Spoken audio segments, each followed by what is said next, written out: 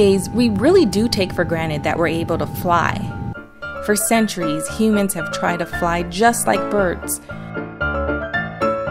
Wings made of feathers or lightweight wood have been attached to arms, but of course, human limbs aren't structured like birds.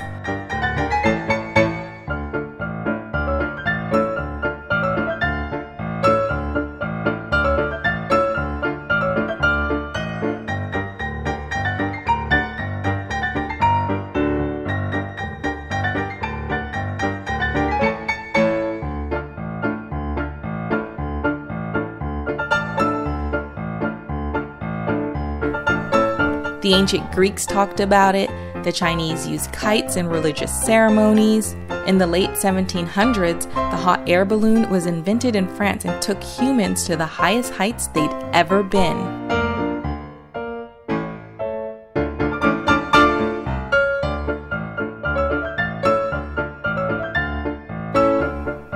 From there, inventors all over the world came up with their renditions of gliders. And by the late 1800s, the race was on between the world's best engineers, inventors, astronomers, and technicians to see who could figure out the right formula, the right science, the right model of a successful flying machine. And the world's aviation pioneers were financially backed by the world's richest benefactors.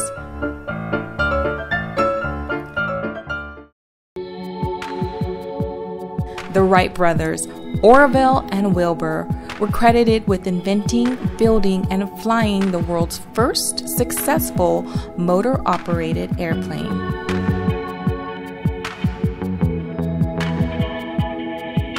This national memorial in Kill Devil Hills, North Carolina, in the Outer Banks, the place where most of their work was done.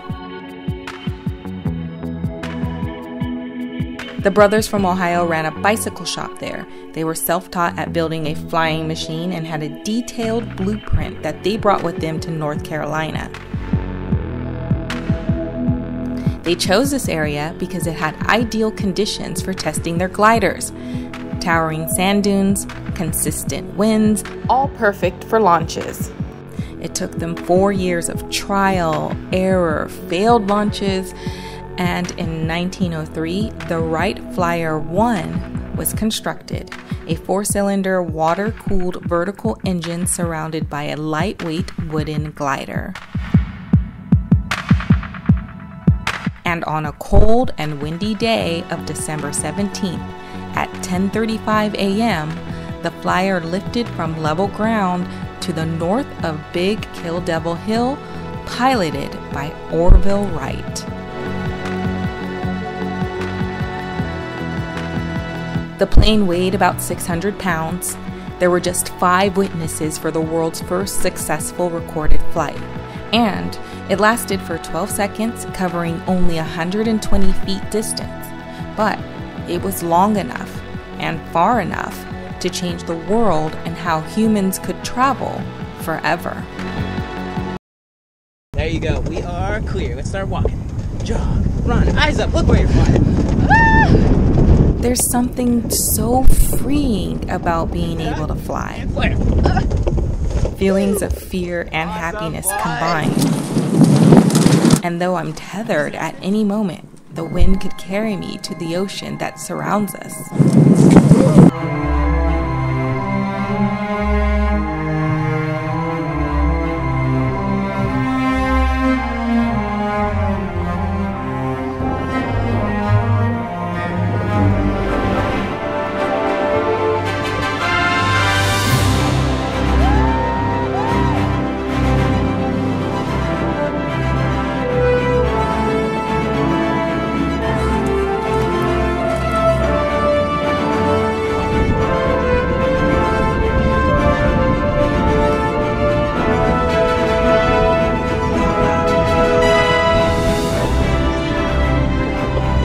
Jockey's Ridge State Park.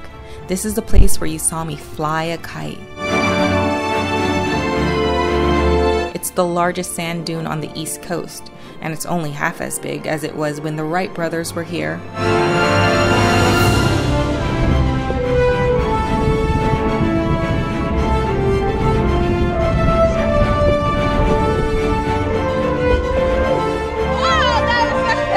Hang gliding is a bit of an homage to the history here.